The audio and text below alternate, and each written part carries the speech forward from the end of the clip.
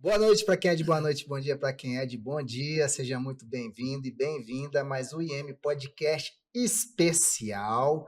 Hoje a gente vai receber aqui pessoas que estão na linha de frente da FEAM, que é a fundação que faz todo o controle, a regulamentação, né, ambiental aqui em Minas Gerais. Então são pessoas que vivem no olho do furacão. Literalmente. Eu vou receber aqui, né? A gente recebeu o Roberto, né? Roberto Gomes, que a gente já teve o prazer aqui de compartilhar muito conhecimento. Bem-vindo, Roberto. Pois é, né, Gustavo? Parceiro da antiga também de novo, agora para falar da minha rotina profissional de fato. Já tive como professor, agora para contar para vocês como é ir atuar como diretor de gestão de barragens e recuperação de áreas de mineração e indústria da FEAM. Então, a gente vai ter muito uma prosa boa aí durante o processo do nosso podcast. Não, excelente. Vai ser interessante também, Roberto, que as pessoas compreendam esse tanto de coisa que você tem que entregar, né, cara? Ou essa responsabilidade delicada, sua, muito né? delicada, mas estamos lá firme. Fernando Baliani, certo? Perfeito. Obrigado mais uma vez aqui pelo convite. É a primeira vez que eu estou participando aqui com vocês. Sinto honrado em fazer parte deste evento, né, com os colegas aqui também, com a sua equipe, com você aqui, coordenando a apresentação. Meu nome é Fernando Baliani, sou servidor de carreira desde 2014, inicialmente na SEMAD, Secretaria de Estado de Meio Ambiente e Desenvolvimento Sustentável, mais recentemente com reforma administrativa, a gente vai ter oportunidade de falar um pouco aqui. Faço parte do quadro da Fundação Estadual do Meio Ambiente, da FEAM, frente à Diretoria de Apoio à Regularização Ambiental. Excelente. Fernando, ele está estreando aqui hoje no Instituto Minério. Já o Vitor Salum, não. O Vitor já fez algumas palestras aqui com a gente, né, no MBA de Direito da Mineração que a gente tem aqui, certo, Vitor? Certo, perfeito, Gustavo. Já tive a oportunidade de falar sobre alguns temas com vocês, né, principalmente ligado ao licenciamento ambiental, que é a nossa principal temática aí de dia a dia, que envolve, logicamente, a mineração também, porque é um grande ativo no estado de Minas. Então, a gente está aí, mais uma vez, com a honra de poder fazer mais um pouquinho de discussão sobre esse tema que é tão relevante aqui para o estado, tão caro, né, e tão importante para ter um planejamento ambiental adequado em todas as áreas, mas hoje aí com foco na mineração. E tenho certeza que vai ser um bate-papo bem legal aí, Gustavo. Ah, legal. O Vitor tá falando igual advogado. Tá, uma voz embargada, assim, tá vendo? Antes de começar, isso aqui tava igual um papo de boteco, gente. foi ligar a câmera e falar, tá valendo, o Vitor já assumiu o advogado. Mas vai se soltando. A gente não perde a formação.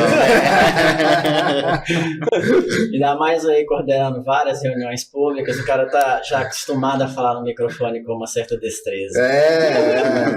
Depois a gente vai falar também, né, sobre esse papel importante que são essas audiências públicas, né, que a gente tem visto acontecer, né, em várias regiões do estado, né, e o Vitor, ele está na incumbência aí, né, de coordenar isso, né, Vitor?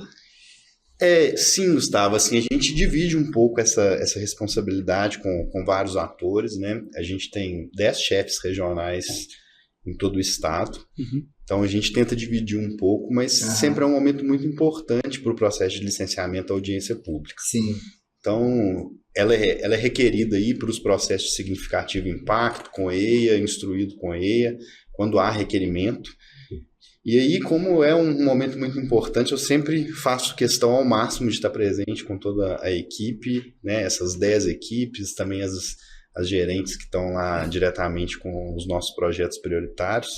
Então, faço muita questão de estar presente nessas oportunidades para acompanhar a nossa equipe. Não, excelente. Daqui a pouco a gente vai voltar nesse tema e a gente faz um corte legal para orientar também quem estiver assistindo, né? Quem tiver oportunidade de assistir ou ouvir, né? No YouTube ou no Spotify. E aí, como a gente vai passar também nos canais da FEAM, né? Do meio ambiente, Eu vou me apresentar também dessa vez, Roberto. Claro, Geralmente eu não nosso faço maestro isso. tem que ser, ué, tem que Geralmente eu não apresentar. faço isso, né? Mas eu sou o Gustavo Cruz, sou diretor executivo aqui do Instituto Minério, sou fundador também do Instituto Minério, que está fazendo 10 anos esse ano, Roberto. Você acredita nisso? Nossa, o tempo passou, hein? Sobreviveu até uma pandemia. Tá firme. E coordeno essas atividades aqui no Instituto Minério. Atualmente faço também o mestrado na UFMG em Inovação Tecnológica, é uma área que vocês vão gostar demais de saber, eu estou fazendo planos de negócios para coprodutos de mineração. Então a gente pega ali um coproduto que a gente pode desenvolver com rejeito ou com estéreo, né? A gente faz todo um plano de negócio para aproveitar ou reaproveitar ao máximo desse material, né? Isso aí traz benefícios né? Não, uma pauta super importante, ainda mais para um estado igual o nosso, com um grande histórico de mineração aí, né? É isso aí. Acho que essa discussão vem ficando cada vez mais forte, Isso. da gente ter valor no que considera um rejeito. Então, assim, você está muito aí. bem alinhado com a gente hoje. É isso hoje. aí. Acho que a tendência é essa, né? Dentro do estado de Minas Gerais, onde a gente tem, né, tanto projeto de mineração e a gente tem tantos conflitos também, nada melhor do que a gente investir, né, na economia circular e na sustentabilidade, certo? Perfeito. Bela introdução, hein? Então, eu gostaria de fazer mais uma rodada de apresentação breve aqui. Não vale falar profissão e não vale falar o que está fazendo e tal sobre vocês, né? Eu sou uma pessoa, né, sou de Caeté, que gosta muito de aprender cultura, de conversar com as pessoas simples, gosto de capoeira, gosto de pegar onda e sou muito ligado à família e à música. E você, Roberto? Isso é mole para nós. Eu sou bom de prosa. Adoro falar até babar. Sou apaixonado por recuperação ambiental. Acho que é uma área... Estou hoje trabalhando na mineração em função disso.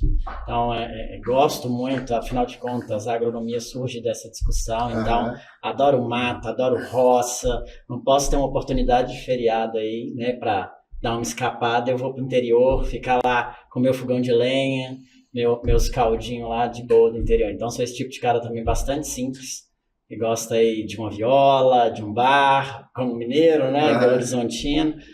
Sou da simplicidade. Roberto é resenha. Fala aí, Fernando. Eu também gosto muito de aprender coisas novas, de áreas diferentes daquela que eu atuo profissionalmente. Gosto também de visitar meus familiares. Eu sou natural do sul de Minas, né, de uma cidade que se chama Andradas, famosa pelo vinho que produz, né, e cerâmica, entre outras coisas. Gosto de viajar nas férias, né, junto com a minha esposa, de ter um momento ali nos finais de semana também em família. E com relação à parte ambiental, eu adquiri uma experiência inevitável durante o processo de trabalho, né, no exercício de serviço público, mas como o Roberto também, eu tenho uma paixão muito grande pelo instrumento do licenciamento ambiental, pelo que se pode fazer enquanto servidor público. Sim. E como, né, no nosso dia a dia mesmo, assim, refletir ao mesmo tempo numa melhora ambiental, mas também naquele outro lado que a gente não pode esquecer, que a pasta ambiental também tem um papel de desenvolvimento. Também, né? Isso aí. Não vale falar de trabalho. Se não falar que é boêmio tá mentindo, tá? Gustavo, sou Belo Horizontino, mas já sou um pouco nômade aí, já vivi um tanto de cidades de Minas, né? Já vi no Triângulo, no sul de Minas, Varginha, Caxambu. Então tenho aí uma rodagem, até tendo aí um contato muito geral. Casei lá em Varginha com minha esposa, tenho uma filha hoje de 3 anos. Cara, muito família, gosto sim da minha cervejinha, de voltar a Belo Horizonte aí e ficar muito, muito bem acomodado aqui. É uma cidade que atende aí a minha família muito bem, a gente se dá muito bem com a interação de Belo Horizonte. Gosto muito de ir em campo, futebol, ir lá no Mineirão é uma das minhas grandes diversões e hobbies aí, é uma coisa que eu gosto de fazer. Ou seja, um Belo Horizontino nato. Rodou e voltou pra cá. Não perdeu as origens. Né? Um Belo Horizontino nato. Belo Horizonte, Minas está muito bem representado nessa Mas Gente, muito família, é bom. Minha família é a primeira coisa de tudo, né? É isso aí. Também. Gente, então vamos lá. Roberto, gostaria de começar por você, né? Para a gente fazer um conteúdo didático, né? Que a gente consiga alcançar públicos fora, né? Também dos públicos que a gente tem o hábito de conviver, né? Então, eu gostaria que você explicasse, Roberto, o que é a FEAM, né? Quais são as diretrizes da FEAM, né? Basicamente, para que qualquer pessoa possa entender o papel da FEAM, que é fundamental para o Estado de Minas Gerais. Gustavo, acho que esse é o principal motivo dessa parceria na Semana do Meio Ambiente. O seu público, ele é um público muito diverso e a educação acaba sendo aí, né, um campo fértil para a gente poder explicar isso e deixar todo mundo bastante claro, especialmente porque essa FEAM que você está me pedindo para definir agora, ela sofreu uma metamorfose muito grande ao longo dos anos e hoje ela assume novamente um papel. E aí que a gente tem uma expectativa até aqui pelos papos que a gente está batendo de ser de vanguarda. Sim. A FEAM, ela agora, né, no final do ano passado, no início desse ano, ela passa por um processo de reestruturação. Lembrando que a FEAM não é criada nesse momento, a FEAM já é um órgão muito antigo aqui dentro do Estado de Minas Gerais. Ela está nos primórdios da discussão da regularização ambiental aqui do Estado, mas essa reestruturação recente, ela traz uma concepção muito peculiar, porque ela traz para dentro da Fundação novamente o licenciamento ambiental. Certo. Uma coisa que já era discutida lá atrás, mas pelas reformas que foram feitas, tinha ido para a Secretaria de Meio Ambiente, volta agora, que é essa temática. Então, ela volta numa estrutura hoje muito mais consolidada, com uma identidade específica para acompanhamento de empreendimentos. Não, entendi. Roberto, e que vergonha que eu tô passando aqui agora, cara. Eu não sabia que não era a FEAM que estava licenciando, não. Pois é, isso foi e voltou. A gente teve uma reestruturação em 2006, se eu não me engano, 2007, onde que a regularização vai para a Secretaria de Meio Ambiente e a FEAM passa um período ali em desenvolvimento de pesquisas, apoios e monitoramentos. Certo. Com algumas temáticas de resíduo, qualidade do ar, mudanças climáticas, alguns planos setoriais. Essa forma de reestruturação dela ficou ali até meados de 2023, e sempre com uma discussão muito forte da regularização voltar para a FEAM. Sim. Porque, querendo ou não, existe uma questão jurídica aí, acho que o Vitor, como advogado, tem muito mais conhecimento sobre quem tem competência para licenciar e quem não tem. E aí a gente tem recentemente, aí, pelo esforço da secretária Marília, a volta dessa pasta da regularização para dentro da FEAM. Não é uma reestruturação muito simples, né? Não é só a regularização que desceu. A pauta de barragens e fechamento de mini áreas contaminadas que já haviam sendo desenvolvidas pela Fundação continuam na instituição. E isso faz ainda mais esse perfil que eu falei com vocês. Hoje a FEAM desculpa, Roberto, a pauta de barragens e fechamento de mina. E áreas contaminadas. Mas isso não é do licenciamento também? Mas eles são tratados como processos, vamos colocar quase como extraordinários. Porque Entendi. Quando a gente está falando do licenciamento, e aí eu peço até ajuda ao Vitor aí com maior conhecimento dele, ou até mesmo a Baliane, o processo ordinário do licenciamento, a gente está te falando de licenças ambientais. Sim. Licença prévia, licença de instalação, licença de operação. Isso discute os impactos ambientais da atividade, a forma como o empreendimento vai operar. Nas pautas de barragem e de área contaminada e fechamento de mina, a gente acaba tendo uma especificidade de discussão do tipo de impacto e de acompanhamento. Então, na verdade, o que a FEAM hoje tem são 3 diretorias extremamente complementares. Certo. E a gente tem hoje o processo, especialmente na mineração, isso é uma discussão muito interessante, a gente pega o início, e aí o Vitor até fala quase em nível de conceito, né, Vitor? A gente está discutindo hoje na Fundação, E como a pauta de fechamento de mina também está com a gente pega o início ao fim da mineração toda aí na sua regulamentação. Sim. Eu acho que a gente tem que pensar, o licenciamento ambiental ele é uma das fases da concepção de funcionamento do empreendimento, né? Seja ele minerário, mas vamos focar aqui no minerário, que nós estamos no Instituto Minério, né? Sim. Então a gente tem fase de concepções, a gente tem fase de desenvolvimento de projeto e a gente tem fases de fechamento, né? De que há necessidade de um descomissionamento do empreendimento em si, seja por meio, né, de fechamento de mina, por meio de um descomissionamento de uma barragem e tudo mais. Então, todo esse processo ele passa aqui e a gente tem no Fernando uma grande cabeça de nos ajudar a pensar como a gente pode fazer isso melhor na execução, né? Então, a gente tem 3 diretorias hoje muito complementares, porque a gente tem aqui no Fernando um nascedor da ideia de como manter nosso procedimento, como instituir ele, como a gente pode pensar essa avaliação. Na minha diretoria, a gente tem uma fase de execução para o desenvolvimento da atividade, seja na concepção de uma licença prévia, seja numa concepção de instalação ou operação. Certo. E na diretoria do Roberto, uma fase de fechamento disso propriamente dito, né? Após complementar, realizar o objetivo da atividade econômica, qual que é o legado que também tem que se deixar ali com os devidos controles de descomissionamento, né? Então, quando a gente fala em licenciamento ambiental, Gustavo, a gente pensa muito nessa etapa de operação propriamente dita, né? O objetivo final de todo licenciamento é atingir a licença de operação. Né? Você vem para a licença prévia, você vem para a licença de instalação, mas sempre o objetivo dentro da licença de operação.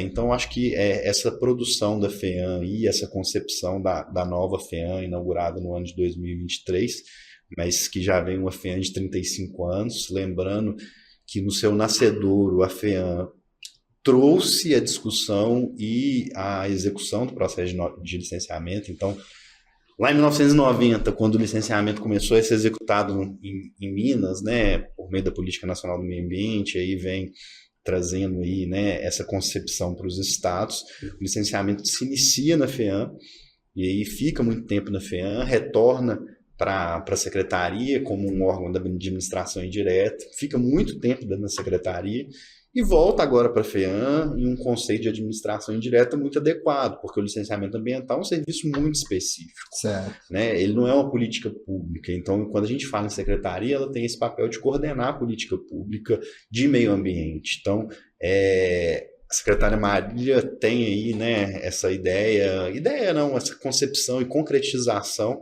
de que realmente é muito importante ter um órgão dedicado ao licenciamento ambiental, que esteja com foco 100% ao licenciamento ambiental e, né, como Minas está vocacionada à mineração, uma diretoria que possa fechar aí todos os nossos controles de controle ambiental posterior ao licenciamento ambiental e monitoramento aí de risco, né? Isso aí, eu fico muito feliz de ter voltado o licenciamento para vocês, porque eu vou ter que abrir mais curso para explicar para o pessoal o que mudou. Né, Roberto? Vai ter que explicar. A gente vejo oportunidades aqui, né? Gustavo, um ponto importante também dessa reforma administrativa,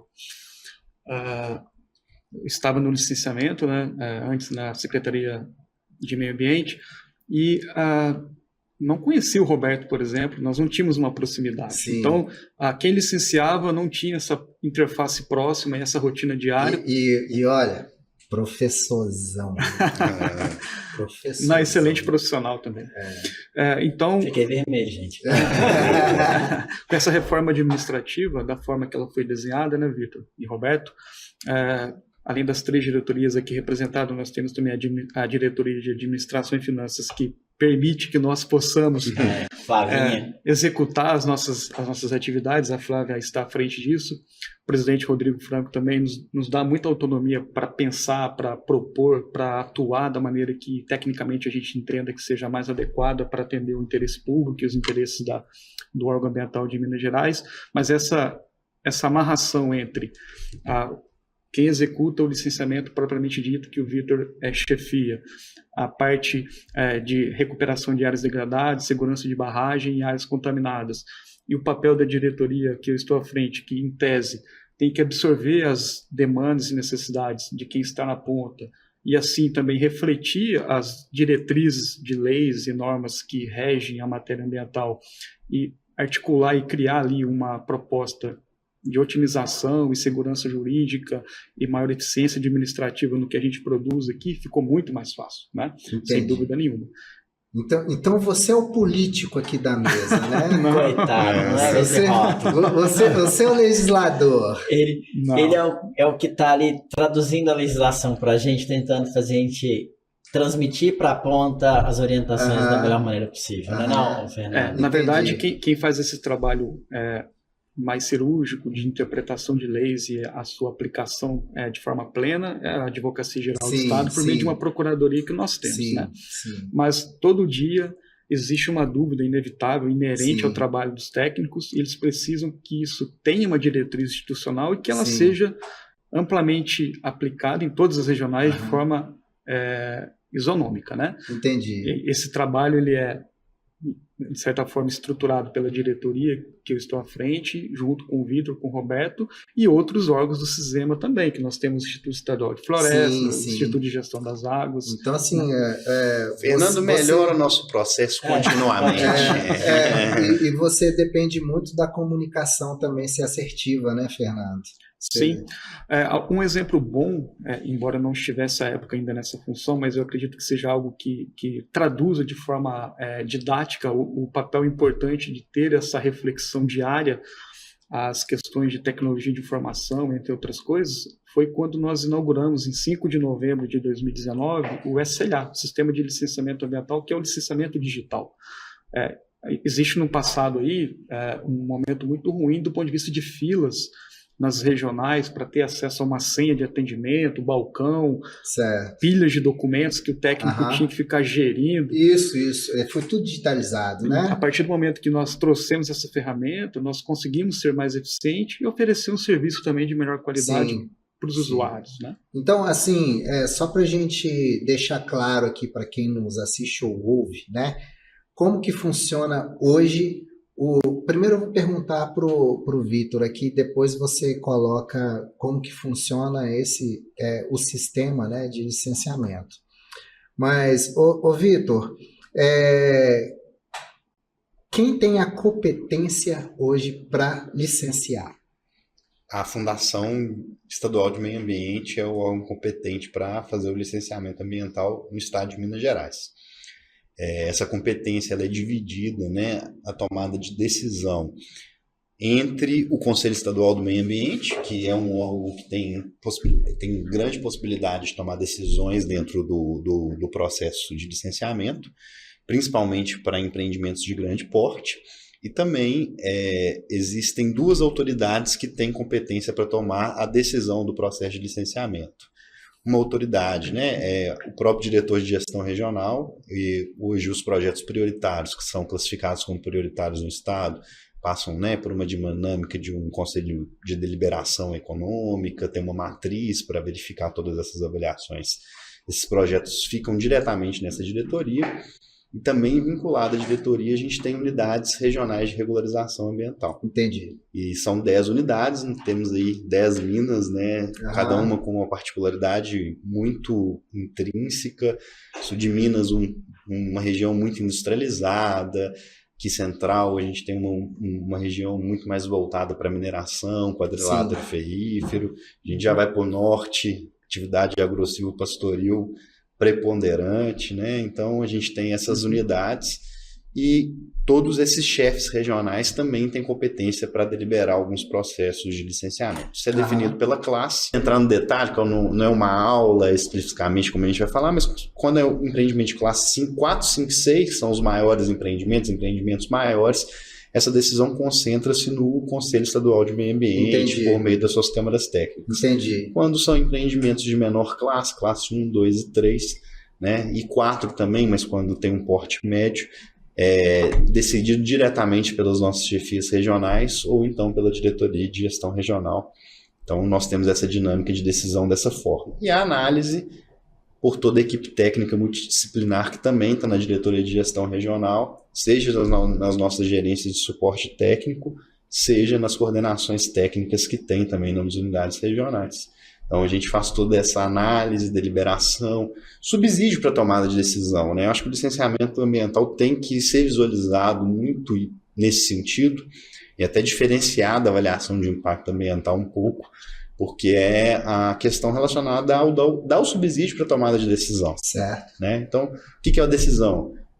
Temos ali um empreendimento, ele tem impactos inerentes, nós temos as medidas de controle, nós temos as compensações ambientais, ele vai gerar também ali emprego, renda, desenvolvimento, e a autoridade vai tomar a decisão com base nessas informações que a equipe técnica vai dar para ele. Excelente. Dá mais um curso. Dá 3 horas de podcast só nessa linha. E aí, Fernando, como que está hoje o sistema? Como que a pessoa faz o licenciamento? Perfeito. Onde que ela entrega os documentos? Como que vocês fazem essa gestão? Perfeito. Nós desenvolvemos um portal que chama Portal Ecossistemas, que ele congrega, além da plataforma para requerer o licenciamento ambiental, também outros requerimentos que possam ali adentrar a matéria ambiental, né? Mas, via de regra, o empreendedor, o interessado, ele inicia cadastrando ali os seus dados pessoais do responsável técnico, Certo. habilita isso junto ao nosso sistema, e a partir do momento que ele está habilitado, ele pode então cadastrar um projeto, um empreendimento, propriamente dito, né? E ele traz ali algumas informações iniciais até para saber se a competência é do Estado mesmo, se ela é da União, dependendo do tipo de atividade ou da área diretamente afetada, ocupar 2 ou mais estados, não só Minas Gerais, ou ainda, dentro de uma regra prevista na Lei Complementar 140, do competente ser o município para fazer o licenciamento ambiental. Então não é só o Estado que atua no licenciamento ambiental no Estado de Minas Gerais. De forma majoritária, com certeza, é o Estado, por meio da Fundação Estadual do Meio Ambiente, mas nós temos também outros entes, né, a saber, os próprios municípios, aqueles que assumiram a competência originária, ou a União, dependendo da atividade ou da concepção do projeto que o empreendedor quer desenvolver. Uhum. A partir desse momento, ele traz essas informações, existe uma regra de negócio por trás dessa plataforma, do SLA, que, de posse dessas informações, da regra de negócio que bebe das normas ambientais, existe uma relação de documentos e estudos que ele deve apresentar junto ao órgão ambiental, além da taxa de expediente que é devida nos casos em que ele não tem a isenção. De posse desse momento, o empreendedor e a equipe ou a consultoria que ele contratar providencia os documentos e estudos ambientais. Aí o estudo ambiental pode ser um mero relatório ambiental simplificado, ou pode ser até um EIA-RIMA, né, Vitor? Um estudo de impacto ambiental, que é o estudo mais complexo do ponto de vista de avaliação Sim. de impactos ambientais. Você fala em EIA-RIMA, tem um monte de consultor que já sabe. arrepia. EIA-RIMA! E aí, de posse desses documentos e estudos, ele oferece isso no sistema, paga a taxa, e a partir desse momento, automaticamente, o processo eletrônico ele é encaminhado e submetido para que o órgão ambiental faça uma avaliação prévia e admita ele, passe, assim, de fato, a ser um processo administrativo, contando o prazo de análise e todo o rito processual devido que tem que ser aplicado. Uhum. É o início. Não, legal. Aí vai para áreas dele, eles analisam tecnicamente, pedem informações complementares, Aham. se assim for necessário, geram um parecer de decisão e aí é referendado ou pela diretoria regional de regularização, ou pelos chefes regionais, ou pelo Copan, como o Vitor tinha explicado anteriormente. Aham. E aí a gente fecha esse ciclo de uma forma bastante simples. E aí gera a pergunta, aonde eu entro, né? Rolou uma bolinha ali entre os dois. Eu tava esperando para receber, fazer um gol. Eu já ia te fazer essa pergunta agora, Roberto. Pois é. Você parece que você tá meio na periferia ali. Pois Como é, que mas isso? não tô não, porque o que acontece? Tá na vanguarda. Exatamente. A partir do momento que o ato de licenciamento é emitido, e aí eu entro diretamente na discussão de mineração, quando esse empreendimento, por exemplo, ele tem uma barragem, Sim. ele entra num cadastro na minha diretoria e eu passo a acompanhar todos os desenvolvimentos dessa estrutura no termo da Política Estadual de Segurança de Barragens, que a gente tem no estado aqui de Minas Gerais. Aham. E toda vez que o empreendimento, e aí começa uma troca de bolas aqui entre eu e o Vitor, porque quando o empreendimento está funcionando, né, ele está operando, está lavrando, etc. e tudo mais, As condicionantes de licenciamento estão sendo acompanhadas pela equipe da regularização, que imporam a ele esse tipo de condicionante. E quando eles paralisam, eles voltam para a minha diretoria para eu acompanhar o que chama da paralisação da atividade minerária. Então, eu acompanho ali enquanto ele está paralisado por qualquer motivo, seja por falta de licença, seja por questões econômicas de mercado, porque isso acontece muito grande, existe uma sazonalidade no mercado, ele está comigo, esse empreendimento minerário. Ele volta a operar, ele volta para os fluxos de condicionante.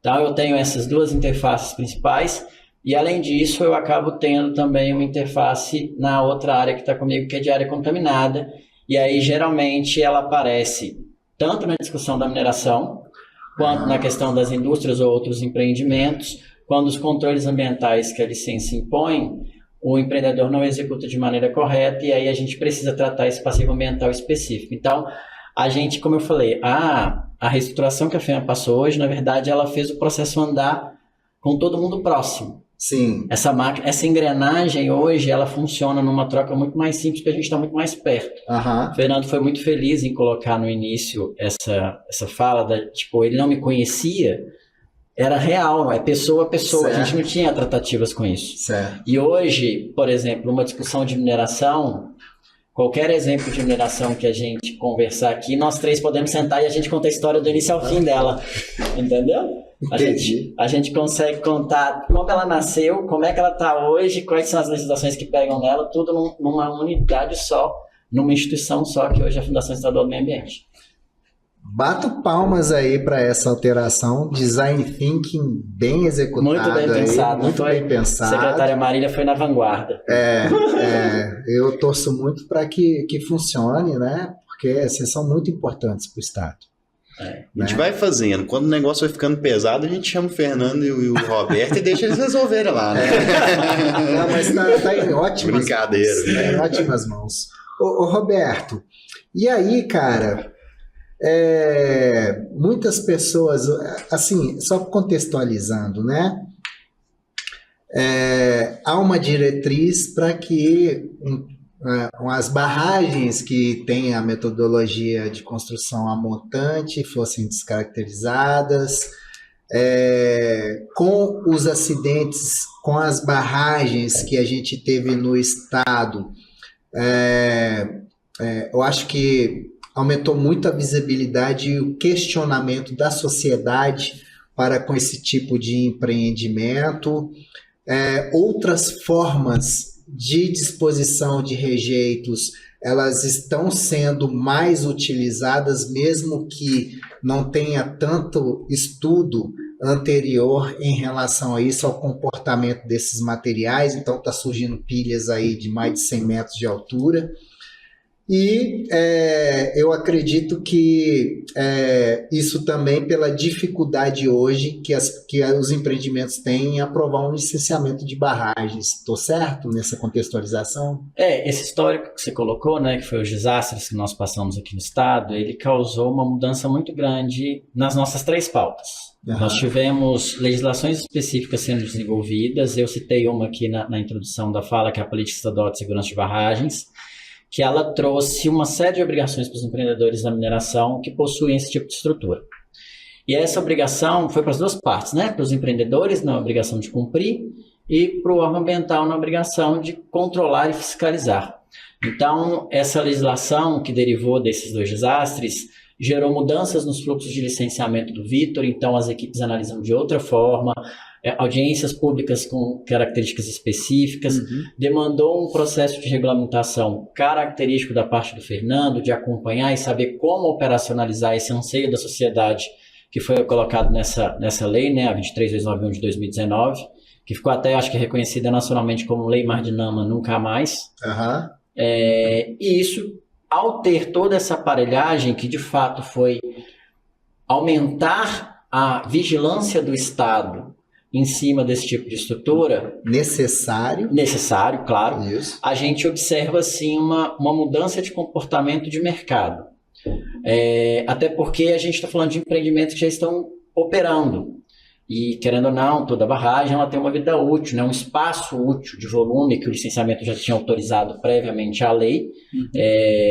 e aí falando das barragens em geral, não especificando aqui tipologias de barragem, que quando essas barragens chegam na sua vida útil, encerram sua vida útil, e o empreendedor ainda existe ali uma necessidade de continuar explorando, ainda tem minério viável naquela mina, ele acaba buscando alternativas que tendem ali a ser um processo um pouco menos arriscado do ponto de vista de empreendimento e também institucional para ele, né? Porque, querendo ou não, a gente sabe que quanto maior complexidade, maior dificuldade os empreendedores acabam enfrentando, e aí sim surgem essas novas alternativas de pilha dentro da gestão do Estado. Então, a gente vê sim uma tendência de mudança de comportamento de mercado. É importante frisar que não há uma restrição de barragens no Estado, a legislação não vedou isso. Uhum. Isso é importante, né, Vitor? Até pelas pautas de regularização, é muito comum a gente ter essa comoção aqui no Estado.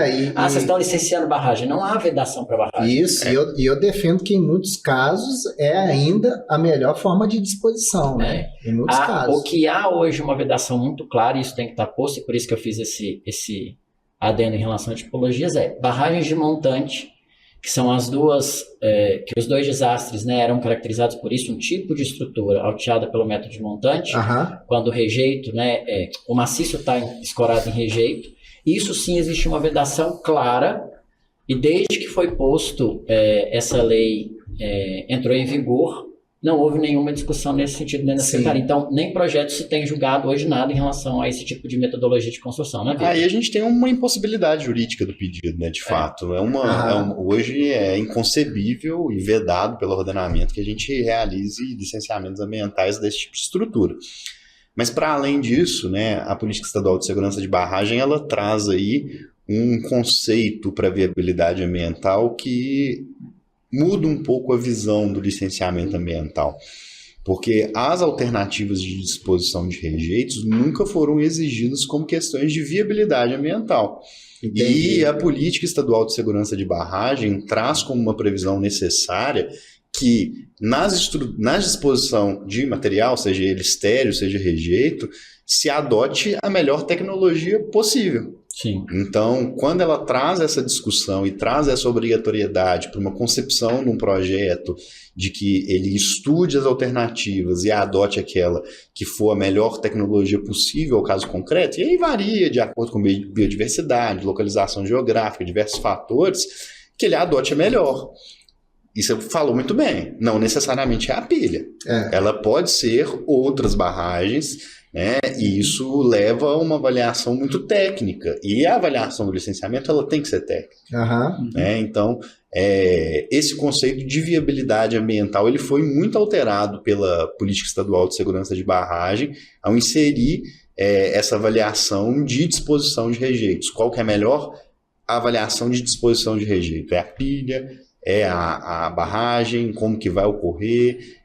Inclusive eliminação de rejeitos, cada vez mais a gente tem notado os empreendimentos dentro do seu processo produtivo, fazendo o máximo de aproveitamento possível. Isso é natural, na década de 70 a gente tinha outras tecnologias, e você vê aí hoje, inclusive, um movimento de fazer reaproveitamento de barragens, porque tem alto teor de minério ali. Hoje as pessoas conseguem, dentro da tecnologia, na própria extração já aproveitar o máximo possível e utilizar ali como rejeito, disposição, o que realmente é mais inerte, não tem ali função aí, né, nessa toada, né? Então, cada vez menos o que vem sendo depositado, tanto em pilha quanto barragem, é o material que realmente não tem aproveitamento, né? Isso é muito importante. Eu conheço uma alternativa muito interessante que eu vi em Itabirito, ali na região de Itabirito, que o pessoal está colocando rejeito em vossorocas. Fizeram o licenciamento disso, né? E lá é uma região que tem muitas vossorocas gigantescas e conseguiram organizar uma metodologia que coloca esse rejeito de mineração para... essa é a hora que a bola já começa a ter aqui entre as pautas que vai fazendo a FEA ficar cada vez mais conjunta. E a gente sempre tem muito essa discussão, sabe, Gustavo, sobre o que fazer com os rejeitos de fato, aqueles que não têm viabilidade econômica. E a gente sempre comenta isso, porque tanto em pautas de fechamento de mina como recuperação de passivos ambientais é muito comum essas discussões aparecerem. E você foi muito feliz na sua fala, quando você falou, não, houve uma avaliação específica para o caso a caso, porque não é todo rejeito que a gente pode dispor sem nenhuma proteção embaixo. Sim. Não a gente tem que fazer uma avaliação específica, senão a gente gera o problema que eu falei que está também comigo, que é a área contaminada. Uhum. Então, e essa é a dinâmica técnica que a gente trabalha hoje na Fundação. A gente precisa analisar esse empreendimento e essas alternativas que são colocadas à mesa, pensando sempre no reflexo que vai causar para aquele ambiente onde está sendo proposto aquilo.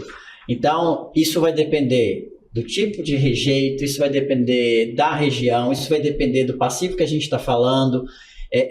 Eu faço esse esclarecimento porque a gente está passando por uma discussão em fechamento de mina muito similar a isso. As cavas subterrâneas deveriam ser preenchidas com rejeitos. Não são tão simples assim. Porque se você colocar um material lá embaixo que ele tem uma certa reatividade, você pode prejudicar lençol freático, você pode ter um monte de problemas derivados dessa decisão. E talvez essa seja o que faz os olhos, né, de nós três aqui que somos diretores, que trabalhamos com a Fundação, de trabalhar com uma temática extremamente complexa, porque meio ambiente é complexo, mas essa complexidade ela tem uma beleza própria, porque quando você consegue enxergar todas as interfaces e aonde você está atuando ali para mitigar o impacto e até para tentar discutir o que é sustentabilidade de fato, abre-se um mundo de oportunidades aí e de discussões técnicas fantásticas. Vocês estão com compromissos hoje? Aqui a gente vai até amanhã. Se a gente for pegar aqui no papo, né, Roberto? Não termina, isso vira. A gente vai ter que dar um diploma para quem assistiu o podcast inteiro, né? Vai virar um curso sozinho. Vai virar um curso. Mas é muita coisa interessante, né, cara? Porque a solução, a engenharia, né, para resolver muita coisa, né? É possível a gente ter uma indústria sustentável. É possível, né? Agora é uma questão de esforços, né? E de mudança de concepção de modelos de negócio. Não é uma questão de si, né? É uma questão de como a gente tem que fazer. Como, isso mesmo. E isso é interessante também, sabe? A gente estava conversando inicialmente sobre a oportunidade de fazer conversas como essa aqui, sabe? Na Semana do Meio Ambiente. É peculiar a gente mostrar também, as pessoas entenderem que existe essa complexidade, ela é de uma interpretação e de um esforço muito grande institucional. Igual quando eu dei esse exemplo, ninguém percebe que a gente está nesse cotidiano todo dia. Você deu um exemplo. Você deu um exemplo. E aqui eu desenvolvi várias linhas de raciocínio com você. O Vitor, hoje, quantos processos de licenciamento você deve estar em curso com você aí, se você chutar por alto, Vitor? Cara, de maior complexidade, hoje deve ter cerca de 800, 900 processos. 800, cada um com sua popularidade.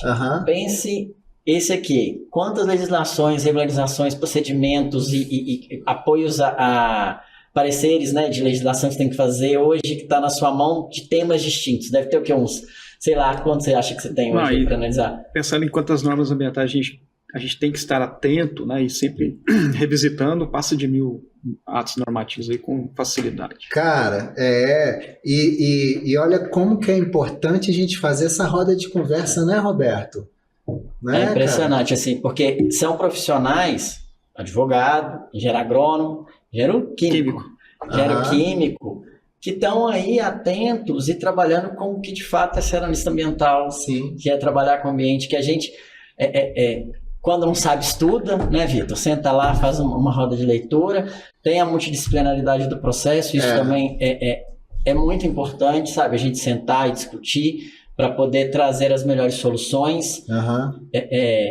E acho também que por isso também que é muito importante a educação, de trazer essa percepção de, gente, olha, a gente precisa discutir o problema como ele é, para a gente achar soluções. E que é o que a gente busca hoje, né? A solução está na tecnologia, está na engenharia, está na parte técnica, né? Assim, cada vez mais a gente vem evoluindo com soluções tecnológicas, né? O pessoal da engenharia cada vez mais avançado, e tem que se usar, é isso que vai resolver os problemas cotidianos. Isso. Né? E aí, deixa eu só completar aqui o que o Vitor está falando, que eu acho que é um insight importante. inclusive para essa iniciativa que a gente teve aqui hoje, né? Lá no mestrado em inovação tecnológica, né, a gente estuda coisas muito avançadas. A gente estuda nanotecnologia, a gente estuda parques tecnológicos pelo mundo afora, programação, propriedade intelectual, coisas avançadíssimas. E aí, na hora que a gente vai estudar quais são as melhores e mais eficientes formas de compartilhar, né, esse conhecimento sobre a inovação entre equipes, né, seja na inovação aberta ou na inovação de P&D mesmo interna. Por incrível que pareça, né, todos os textos até hoje eles levam para que essa solução como ferramenta para compartilhamento de inovação e tecnologia são as narrativas, que é isso que a gente está fazendo aqui hoje. É conversar, é a resenha, né, de pessoas que têm formações diferentes, né, e que vão enxergar a coisa de um ponto de vista diferente. Daí surgem as melhores ideias e daí a gente vai conseguir ter uma comunicação adequada para gerar soluções também que sejam eficientes. Eu queria complementar na sua fala, Gustavo, até reforçando a reforma administrativa, como ela foi feita e como é que ela favorece o pensar dentro da regularização ambiental, né? Perceba que um projeto ele tem que ser oferecido para sua existência sempre avaliando qual a sua concepção no sentido de mitigar os impactos e de ter menor impacto também. E por que isso é importante, né? Até para a área do Roberto também.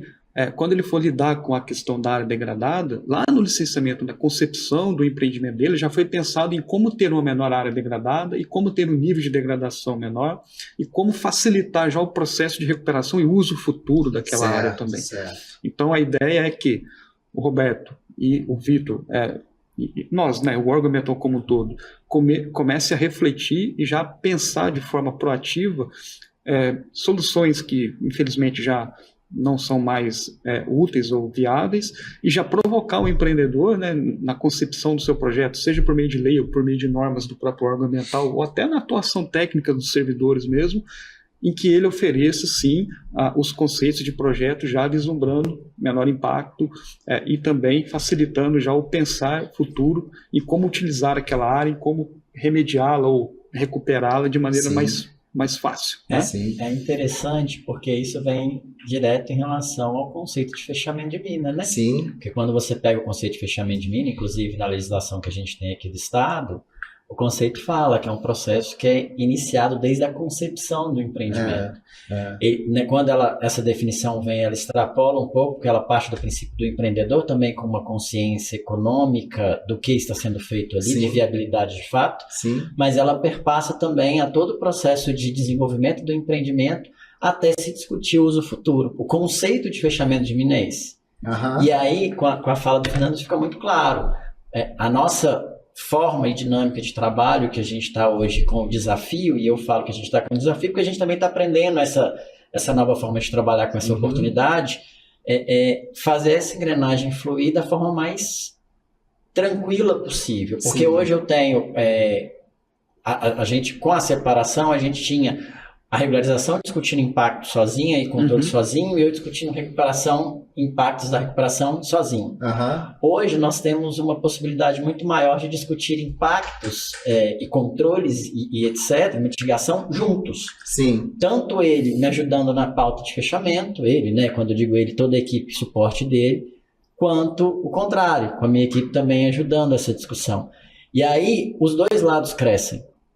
Porque quem está lá na licença prévia, discutindo e avaliando a licença prévia, com o apoio de alguém que está discutindo fechamento de mina e vice-versa, a gente cria uma sonoridade de sistema, uma facilidade muito maior, até para evitar burocracias desnecessárias ao longo do processo, que também é um ganho da reestruturação. Porque, às vezes, por exemplo, se pedir alguma coisa na LP, alguma coisa nesse sentido, que às vezes não faz sentido, porque o conceito prático, por exemplo, do fechamento de mina, vai ser lá no final. Então não tem necessidade de eu pedir um conceitual para eu usar ele daqui 20, 30 anos. E muitas coisas, às vezes, que eram importantes não eram pedidas. Não eram pedidas, exatamente. Então, é porque sim. Mas só um minuto, e é importante a gente fazer uma observação, né? Esses novos modelos de negócio do século XXI, eu acho que tá claro que tem que estar com a sustentabilidade, o uso futuro, tudo dentro do modelo. E essas minas órfãs que tem espalhadas aí pelo estado, essas barragens órfãs.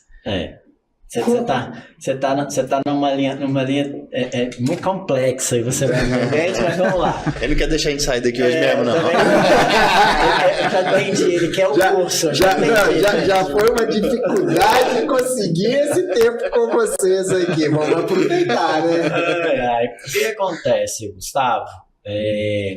A gente tem, dentro do conceito de barragens hoje, a gente tem uma única barragem que a gente tem ela como um rótulo de abandono. Isso é muito importante a gente falar também. Na legislação brasileira, especialmente na ambiental, é muito difícil a gente falar de órfão. Sim, porque existe uma cadeia de responsabilidades que ela perpassa pelo empreendedor, todo mundo que ganhou financeiramente aquela questão, e em última instância pode que até mesmo quem concedeu os processos de licença e tudo mais. Desculpa a licença poética, tá, Roberto? Tudo bem. Então, a gente tem, igual, por exemplo, hoje a gente tem no caso da barragem, a gente tem um caso de rótulo de abandono, que o empreendedor deixou de cumprir suas obrigações e o Estado assumiu isso para tentar reduzir riscos, que o case mais famoso que a gente tem chama-se Mundo Mineração. Então a gente tem um esforço do Estado que foi bastante efetivo para a redução de risco, e nessa discussão de mineração como um todo, né, porque aí a gente entra em discussões como a gente tem areieiras abandonadas, nós temos granitos com vias de abandono. Sim. A gente também ainda tem uma sucessão de responsabilidade. Então, o que a gente enxerga hoje existe uma dificuldade de cumprir os controles ambientais nessas áreas. Muitas das vezes, até pela legislação brasileira, uma dificuldade de individualizar o responsável. Mas ele existe, e a máquina pública, e hoje na força da FEAM que a gente tem, também o objetivo de trabalhar essa pauta com um pouco mais de força. Por quê? Muitas das vezes o empreendimento que está, por exemplo, discutindo hoje como mina abandonada ou em vias de abandono num município X, que é do Gustavo, esse empreendimento, o Gustavo está lá com o Vitor tirando uma licença para a área Y, lá no outro município. E agora eu pego ele junto com o Vitor. Entendi, agora... Tá vendo que é muito sapiente essa registração nossa? Não, entendi. E assim, né, Roberto, eu acho que assim, a gente evoluiu muito na gestão, né? Assim, eu acho que o governador, o coordenador do CAUMA deu uma entrevista esses dias falando o quanto Minas hoje é proativo na gestão das barragens, né? Roberto faz fiscalizações de todas as barragens existentes no estado, pelo menos uma vez por ano, né, Roberto? Então, assim, a gente tem esse acompanhamento. Lógico que a responsabilidade primária é sempre voltada ao dono, né? Você trouxe essa questão do órfão, né? E lógico que acontece porque a gente está falando de fatos, né? Fatos. Existem barragens mineração da década de 60, 70 era outra coisa, né? Então, hoje assim, são outros conceitos, outras regras, outras formas de se preocupar. Não, acho que natural dentro daquela época, um outro conceito de sociedade. Você acabou de falar aí dessa visão de negócio do século XXI, né? Não era essa visão. A visão ele era muito mais individualista, né? Lucro imediato e tudo mais, e acaba gerando essas avaliações. E às vezes também o território era menos populoso, né? Tinha menos pessoas olhando, né? Eu acho. Isso. Menos controle. Eu posso te falar assim com muita tranquilidade, Gustavo, e eu acho que o Vitor também corrobora comigo e até o Fernando. Hoje a gente tem... O estado inteiro é fiscal.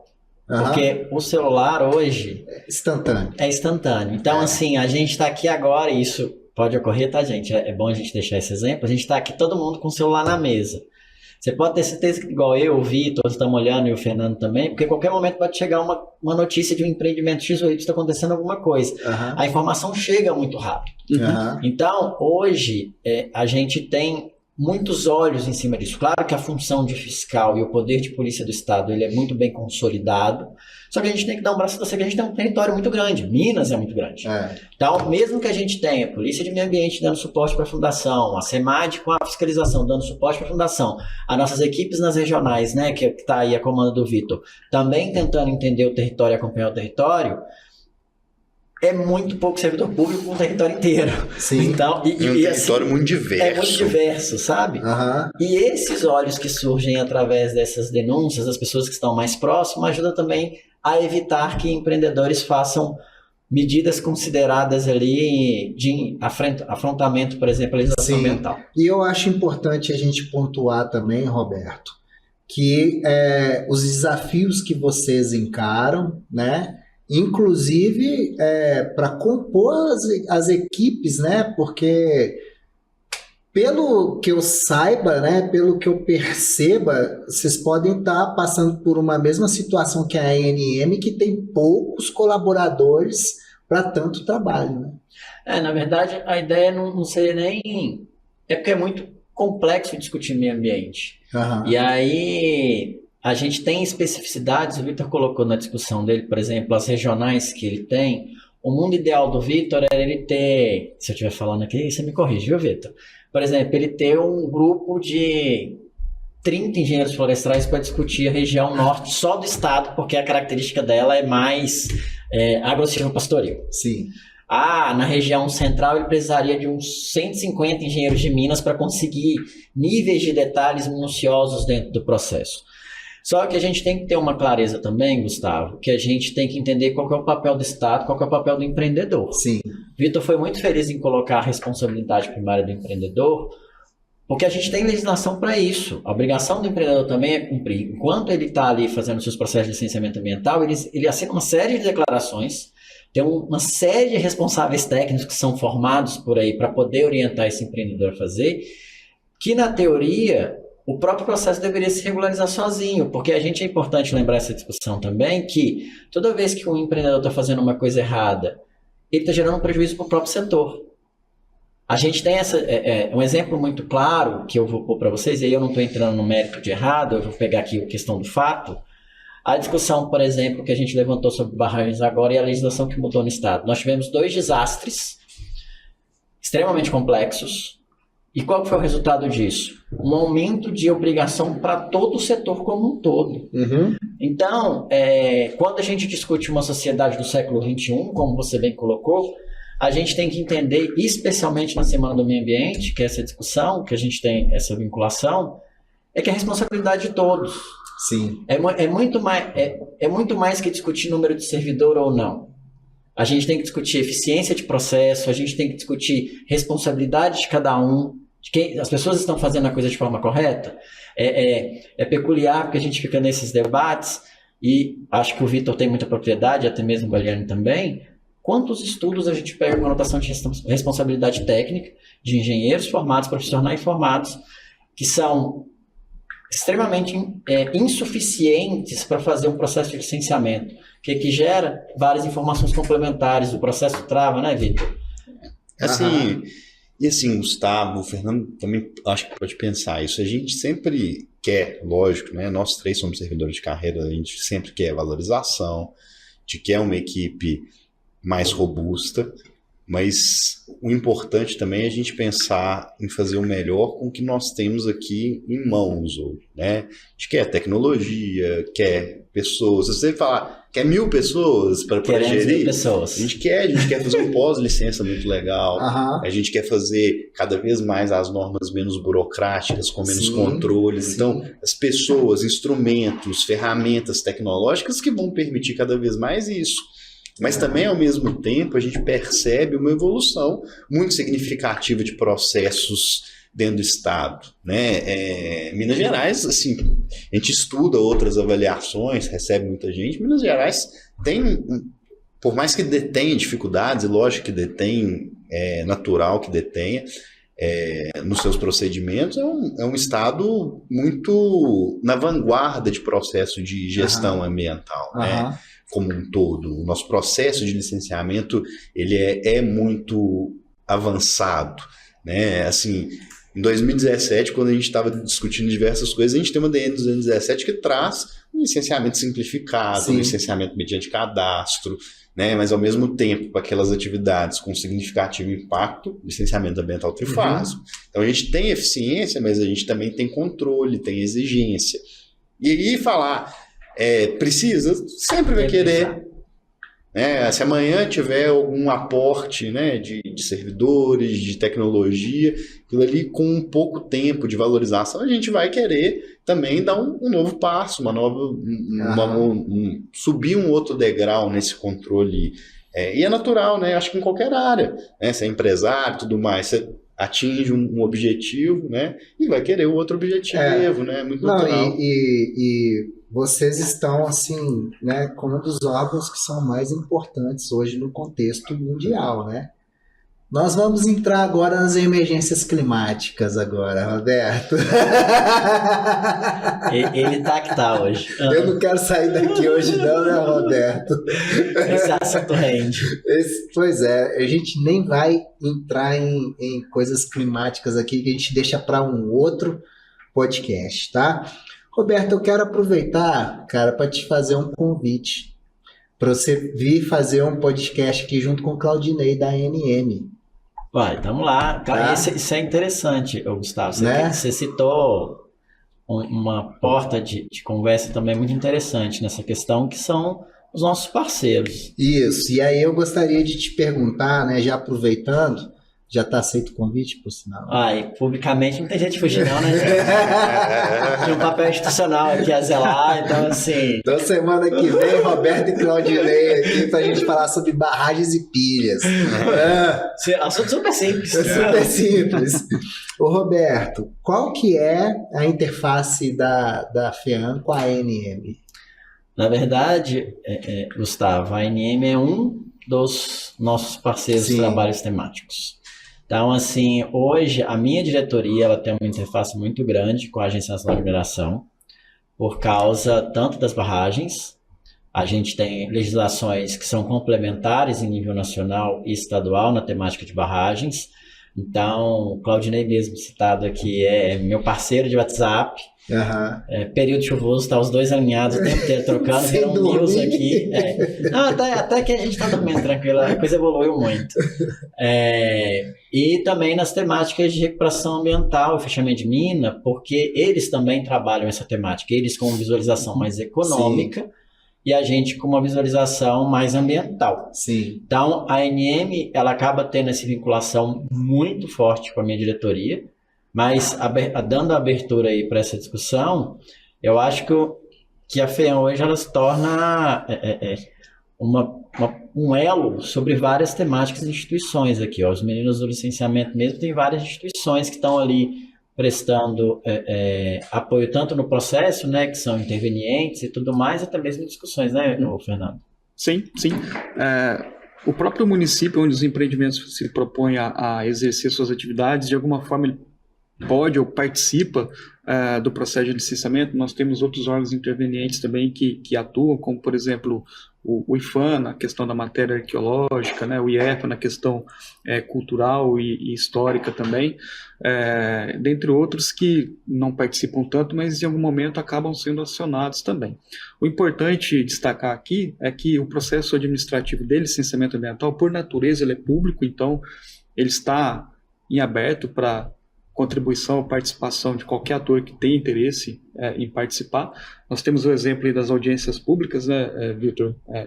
Recentemente agora o Vitor teve a oportunidade de presidir algumas, e a audiência pública tem também essa finalidade de participação popular, discussão do processo de licenciamento ambiental, do empreendimento e da sua concepção de projeto. É uma oportunidade rica, essencial e necessária para que aqueles que de alguma forma participarão daquele empreendimento, da sua existência, dos seus impactos positivos e negativos, possam opinar, conhecer, entender, compreender e participar daquele processo, né? Então é importante destacar também essa particularidade do processo de licenciamento ambiental, a participação popular cada vez mais impulsionada, até pelo instrumento que nós estamos utilizando aqui, de tecnologia de informação, né? YouTube, entre outras mídias que fazem parte do nosso dia a dia. Me colocou na boca do gol para o próximo assunto que eu quero abordar aqui, Eu Roberto. sabia, na hora que você falasse de audiência, ele ia trazer a questão social. Então, falando com dados, tá, Vitor? Um dos maiores riscos hoje para a operação e oportunidades, onde tem risco, tem oportunidade também, né? Para investimento em empreendimentos minerários, vem sendo apontado aí há alguns anos já, que está na tal da licença social para operar, que é aquela coisa que não existe, mas que pode impedir um empreendimento de operação, né? Já troquei várias ideias com o meu amigo Roberto aqui a respeito disso, né, e tal. Ele já me explicou, né, que é melhor você explicar, né, Roberto? Não, vou dar spoiler aqui. Mas como que tá essa questão, né? Porque chega até vocês de alguma forma, né? Com certeza. Então, assim, como que tá isso? Se vai haver alguma evolução até na atuação da FEAM, né? Para dar mais corpo, né? Para dar mais... não sei qual a palavra mais adequada aqui, né? Mas inclusive para quem tem o empreendimento, né? Saber o que fazer, né, para não gerar um problema em relação à sociedade. Quer começar? Eu começo. Eu gosto muito desse tema, sabe? Assim, realmente não é um tema regulamentado, mas eu acho que, independente de regulamentação, a gente percebe que qualquer tipo de política pública, ela é voltada, ao fim e ao cabo, para o cidadão. Sim. Né? Então, para o bem-estar da população, para o bem-estar do cidadão, e isso é realizado de diversas maneiras. Né? Uma das maneiras mais importantes de garantir dignidade, logicamente, é por conta do emprego, da empregabilidade, produção de riquezas. Nós estamos num mundo, em 2021, que exige que isso seja bem posto para todo mundo, né? E a gente vê isso como uma exigência e cada vez mais a população preparada para que empreendimentos também tenham função socioambiental ao se instalar e alterar a dinâmica do território. Né?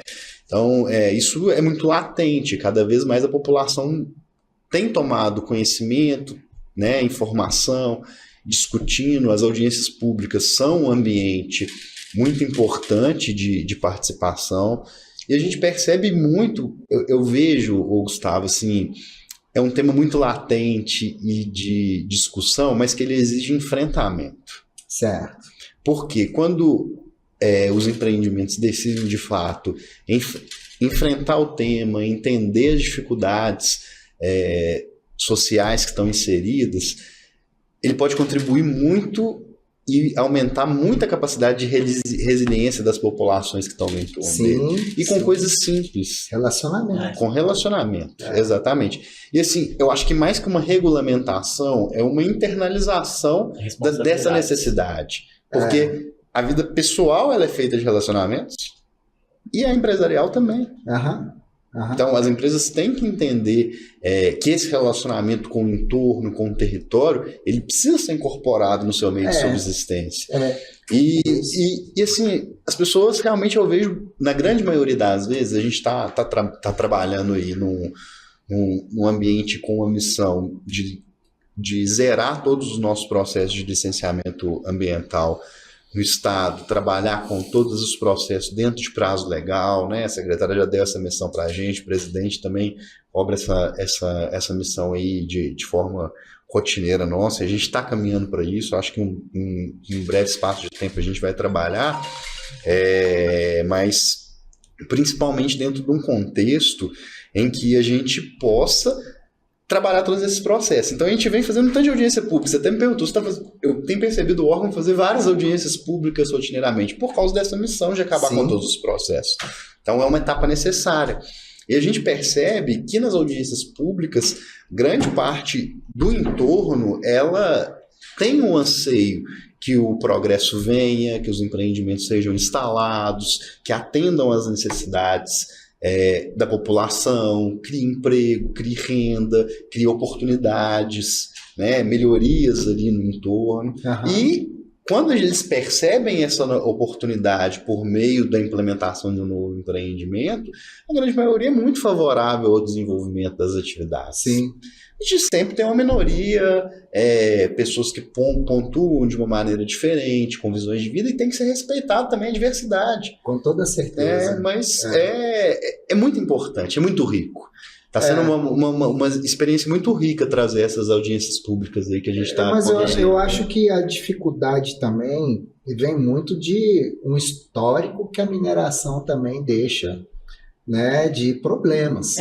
Então, assim, é normal também. Né? O novo traz medo, né, também. E o velho lembra de situações. Né? Então, assim, é uma questão, assim, eu sempre defendo, cara, que as empresas tenham a sustentabilidade na estratégia de negócio.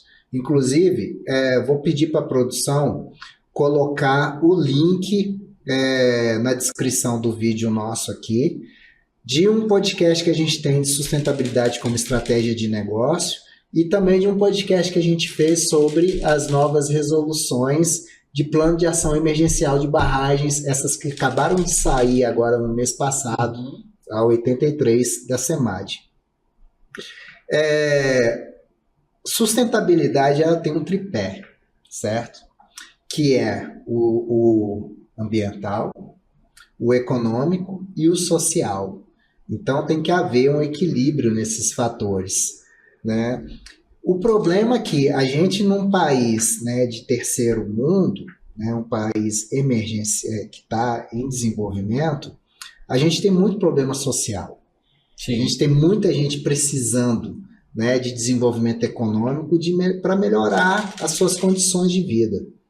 Então, quando a gente vai falar de sustentabilidade, o foco tem que ser pessoas, porque se não tiver focado em pessoas, as pessoas não vão cuidar para que os outros fatores sejam alcançados.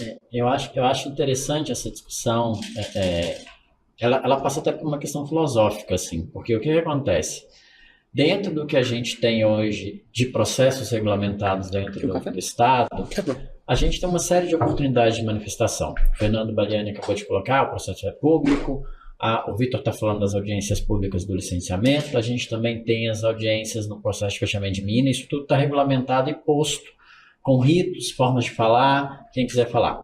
E aí, isso volta para mim também numa discussão da responsabilidade. Porque o que a gente está discutindo aqui é realmente responsabilidade, porque na hora que a gente abre essas oportunidades, a gente está indo no território entender qual é a dinâmica que ele está sendo colocado. Sim. Na temática de fechamento de mina, que está comigo, eu sempre trago essa discussão para o empreendedor, porque dentro do conceito de fechamento de mina, não havendo restrição legal, o que vai ser feito daquele sítio minerário fica a cargo do investimento do empreendedor. Só que muitas das vezes há um conflito com a sociedade que está ali imposta. E aí eu falo, se você não construir uma relação boa com esse pessoal que está no entorno, essa comunidade que está no entorno, você pode ter certeza que seu problema vai estar 1000 vezes pior. E você tem um ator que está trabalhando exatamente para isso, que é o Ministério Público, para saber ali os conceitos e movimentarem através desses outros direitos, né? E aí é muito peculiar a experiência que a gente enxerga do lado de cá. Essa dificuldade foi bem colocada pelo Vitor sobre os empreendedores colocarem isso como uma visualização dos empreendimentos deles, e é sempre bom a gente frisar que isso é uma coisa que é peculiar de quem trabalha no Estado, especialmente no órgão igual a FEAM. A gente vê o todo.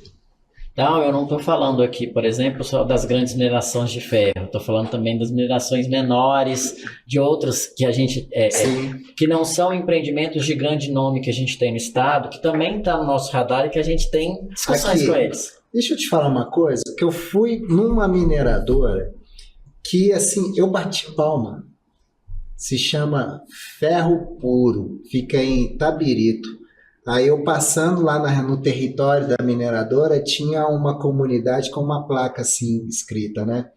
Obrigado a Ferro Puro, Tem umas né, que por tem, por isso colaborar que com a eu te gente falando. aqui e tal. Então, assim, cara, e eu fui na mina, a mina perfeita, eu fui na planta, eu nunca vi isso, cara.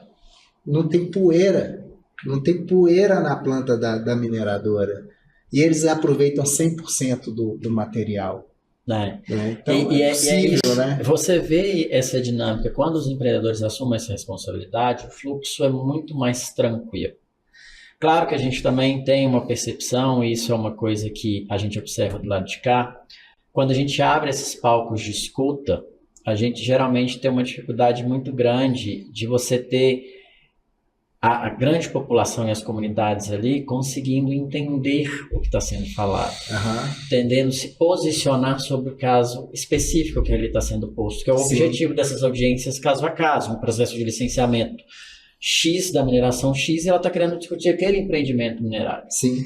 E aí, o licenciamento ambiental é o peso que eu vejo que a gente recebe hoje, que vem com a pauta do licenciamento ambiental, ele acaba sendo responsável por todas as mazelas do mundo. Tudo recai no licenciamento ambiental, e aí, quando a gente tem essas audiências, ela vira quase um sítio de guerra, né? Todo mundo brigando, e aí você fala, mas aqui, esse impacto aqui, a gente precisa que vocês prestem atenção, vamos lá discutir isso, para todo mundo ficar na mesma linha. Então, a gente vê uma mudança de comportamento também, assim como eu falei das barragens transformando em pilha, o que a gente começa a observar também é esses novos empreendimentos do século XXI já tendo conhecimento dessa licença social necessária ao processo de licenciamento, independente aqui se tiver documento ou não documento, ele sabe que o processo tende a ser mais tranquilo se tiver uma relação muito boa com a comunidade. E as comunidades também se estruturando um pouco melhor para discutir a questão com propriedade. E isso talvez seja o cenário ideal que a gente busca para o meio ambiente de fato. Porque as pessoas têm que conseguir delimitar o problema que ele está sendo discutido para trazer e ajudar a gente a trazer soluções. A gente sabe, né, a gente tem uma limitação específica do ser humano para poder abordar toda essa complexidade que o meio ambiente é. Então é sensacional quando você tem contribuições, seja no licenciamento, seja no fechamento de minas, seja na discussão de barragem, que elas são assertivas com conhecimento de processo. Isso é fantástico. E eu acho que essa tem que ser a evolução e que a gente busca através de transparência, a gente busca através das audiências públicas para a gente ter aí os atores conseguindo provar, no caso dos empreendedores, que existe sim uma consciência social e no caso da sociedade como um todo, né, e das comunidades afetadas, uma capacidade de argumentar com consciência do que está sendo feito, falar, olha, aqui está errado mesmo que a gente está sabendo que está sendo feito. Então, esse é o melhor dos mundos que a gente espera. Gustavo, acho que eu posso contribuir um pouco também nesse cenário. Primeiro, só assim, concordar com a sua fala e dizer que o tripé, né, meio ambiente, no caso ambiental, social e econômico, existe literatura que desdobra isso em 5 vértices também. Ele pega a questão ambiental e separa o meio ambiente da questão ecológica, porque meio ambiente existe o meio ambiente urbano, o meio ambiente cultural, e existe aquela questão de relações ecológicas que se restringe mais àquelas áreas de equilíbrio natural mesmo, né, de áreas extremamente preservadas. E separa a questão socioeconômica ou social em cultural e social, porque existe uma interface muito peculiar de cada município, de cada região, que não dá para você colocar numa mesma palavra e separa em 5. Né? Já existe literatura que tenta trazer essa ampliação do tripé para 5 vértices. Mas com relação à participação popular, nós temos na FEAM também uma gerência que cuida da municipalização. Lembra que no início do nosso podcast a gente falou sobre o ente municipal ter um papel também no licenciamento ambiental? Até a Constituição de 88, os municípios não eram considerados um ente federativo. Isso foi um marco a partir da Constituição de 88. Né? E a Constituição ela determinou que tivéssemos uma lei que regulamentasse as competências dos entes federativos. Isso aconteceu em 2011, com a Lei Complementar 140, e os estados deveriam regulamentar, por meio de seus conselhos estaduais, no caso de Minas Gerais, o COPAN, o Conselho Estadual de Políticas Ambientais, ele emite deliberações normativas, que a gente chama de DN, de forma abreviada, e estabeleceu pela deliberação normativa do Copan 213, em 2017 também, quais são as atividades de impacto local que os municípios podem exercer a sua competência de forma originária. O que significa isso? A competência é do município. E o Estado atua ali de forma subsidiária, né, até que o município sinalize, olha, eu tenho estrutura e condições e quero assumir essa atribuição, essa função. E esse papel é muito importante porque Minas Gerais é o estado que mais tem municípios, 853 no total. Tem uma extensão territorial gigantesca, acho que é a quinta maior entre os estados, e tem uma diversidade cultural, econômica, ecológica, 3 biomas, aptidão econômica diferente entre as áreas, industrial em uma, agropecuária em outra, mineral em outra, entre tantas coisas. E o município, quando ele assume a competência originária, ele passa a exercer essa função de licenciar e fiscalizar, ele permite que a população, por estar no próprio município, discuta nas leis municipais ou dentro do processo de licenciamento aquilo que elas, enquanto população e cidadãos, querem para aquele município, seja no plano diretor, seja nas leis municipais, seja nos CODEMAS, que são os conselhos municipais que debate e delibera as licenças ambientais, seja por meio do poder legislativo, do próprio executivo, ou de manifestações, de alguma forma, eu entendo que seja mais interessante o município, que é quem conhece melhor as suas necessidades, os seus anseios, enquanto gestor daquele espaço territorial, os caminhos, os desdobramentos para determinadas atividades. É claro que, até por uma questão de competência, os grandes projetos que a gente está discutindo aqui, que tem as audiências públicas, geralmente não são atribuídos à competência originária do município. Mas mesmo os empreendimentos menores, quando se somados,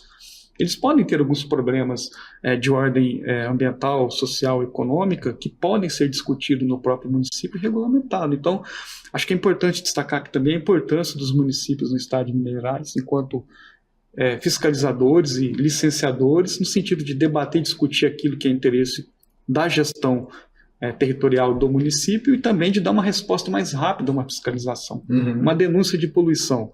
O Estado tem que deslocar 600, 700 quilômetros para poder atestar uma fiscalização. O município está ali, no próprio território, ele pode fazer isso de imediato, no momento em que a denúncia é oferecida, por exemplo. Então, é importante também registrar que dentro desse conceito de participação popular, de discussão de projetos, o município, quando ele assume o licenciamento ambiental dentro daquilo que é da sua competência e de impacto local, eu entendo que ele enriquece e favorece essa participação. Né? Mas quem que vai capacitar o município para fazer isso? Esse é um trabalho que o Estado lá atrás teve que assumir e vem fazendo isso de forma rotineira.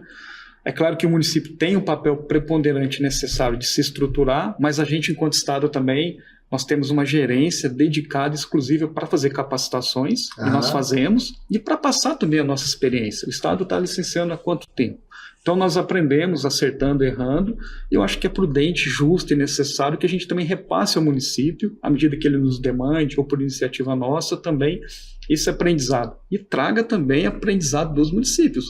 As capacitações, eu costumo dizer que não é só uma forma de levar conhecimento, é de trazer demandas e expertises que também o Estado pode absorver. Isso aí, é o que sempre dizemos aqui, conhecimento compartilhado é conhecimento ampliado.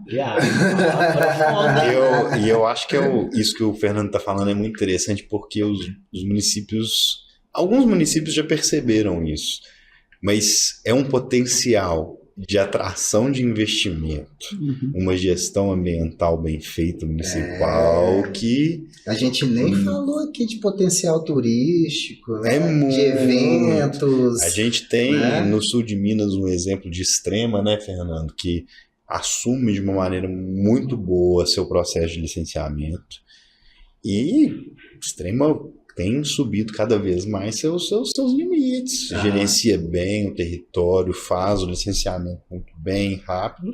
Lógico que tem uma posição muito privilegiada ali, de estrutura, né? Tudo, né? Rotas, territorial muito boa, mas é um município que vem subindo, explorar isso, né, Victor? Explorou muito bem essa questão da gestão ambiental atrativo, porque tem outros municípios que poderiam também trazer isso, mas uma das grandes moedas de troca que deu essa alavanca extrema passa pela assunção do licenciamento ambiental de uma maneira muito eficiente. Senhores, tá bom por hoje? Bom demais. Já viu que dá para render aqui em Então várias... eu já vou aproveitar e convidar ao vivo aqui o Roberto para fazer o podcast com o Claudinei, tá? Tá convidado. Vitor, vamos fazer um com você também. Eu gostaria Bora. de abordar essa questão aí do cheque calção de barragem, esses negócios É que... comigo. É com você comigo. também. Achei que era mais... Eu dou suporte para ele na análise dele. Não, então tá. Então, assim, com o Claudinei é só você. Aí você volta para fazer com o Vitor também, Volto a fazer convite também. tá? E, mestre, vamos fazer um sobre os processos de licenciamento separado depois. À disposição. pode Aí a subir. gente vai ter um material para a FEAM aí, dar os seus cursos aí para os municípios, né? Eu acho que até discussões assim já são bastante instrutivas, né? É isso Assim, aí. a oportunidade que vai sinalizando, porque a gente sabe também que tem determinados municípios que não têm acesso, e isso é importante, compartilhar informação, como você bem colocou. Excelente. Muito obrigado, então. Né? Vocês precisando, o espaço aqui está aberto. Combinado. Né? Já temos mais 3 podcasts para fazer aí para frente. Saímos com um monte de dívida, né? Mas eu acho importante, Gustavo, já caminhando para o final, né? Agradecer a parceria com o Instituto Neri. Acho que tudo perpassa pela educação, não tem jeito. Sim. Esse tipo de diálogo que a gente está fazendo aqui, a gente está o mais natural possível aqui, tentando, né, esclarecer da melhor maneira possível, e deixar também essa porta aberta. Acho que o meio ambiente ganha com isso. Com toda certeza. Todo mundo entende o que a gente está fazendo, por que é assim, por que é assado, não é porque o Vitor quer dessa forma, porque o Roberto quer dessa forma. Existe todo um aparato legal por trás das nossas decisões. Existe um senso de responsabilidade muito grande dos profissionais que estão ali trabalhando para uma análise técnica dos pareceres que saem, com as suas dificuldades, porque querendo ou não, são formações específicas, desenvolvimentos específicos, e o que acaba dando para a gente aí um comprometimento, que acaba sendo uma missão. Cada um que está ali dentro do órgão ambiental, eu falo isso da FEAM muito forte, pelo seu histórico que tem, e até mesmo da questão do licenciamento ambiental, existe uma missão de buscar de fato a sustentabilidade, através do que essa sustentabilidade representa para os anseios da sociedade como um todo. É isso aí. Então, é isso que a gente está trabalhando, e fica aí na Semana do Meio Ambiente esse podcast humanizando toda essa questão e mostrando o quanto que é importante o órgão ambiental. O primeiro podcast. Né? Já saiu com 3 agendados. Importante, né, gente? Porque o meio ambiente é para todo mundo, né? Ele é técnico, mas ele tem que ser acessível para todo mundo, para que todo mundo possa entender e discutir, poder ponderar e cada vez mais melhorar os processos, os procedimentos, os entendimentos. Tem que ser acessível. A gente tem que falar muito de meio ambiente para que todo mundo possa cada vez mais incorporar isso de uma maneira muito clara ao seu dia a dia, né? É o nosso dia a dia, é o dia a dia de todo mundo. Agradecer também, Gustavo, o convite, a oportunidade, parabenizá-lo aí pela sua equipe, pelo seu projeto, pelo seu espaço aqui, pela iniciativa também de, por meio da educação, levar o conhecimento, obviamente, e também atender, né, os anseios aí da sociedade como um todo no que se refere à matéria ambiental, e nós estaremos sempre à disposição, sempre que convidados. Será um prazer estar aqui participando desses eventos com vocês. Senhores, foi um prazer, eu que agradeço. É uma honra eu estar recebendo vocês aqui. Esse conteúdo que a gente gerou é de utilidade pública, né? Então eu acredito que a nossa missão aqui hoje foi nobre, né? E eu quero parabenizar vocês pela atuação de vocês na FEAM. Eu sei de todos os desafios que vocês encaram ali todo dia, do compromisso que vocês têm em superar esses desafios e fazer e entregar o que há de melhor de vocês aí para a nossa sociedade. Parabéns mesmo. Obrigado. Gente, vocês que chegaram até aqui, muito obrigado. Compartilhe esse conhecimento. Conhecimento compartilhado é conhecimento ampliado. Esse conteúdo é de interesse público, mande para todo mundo aí do seu território, que eu tenho certeza que você vai acrescentar muito, né? Não só à pessoa, mas também ao desenvolvimento econômico do seu território. Retenha o que é bom, fique com Deus e até o próximo IM Podcast.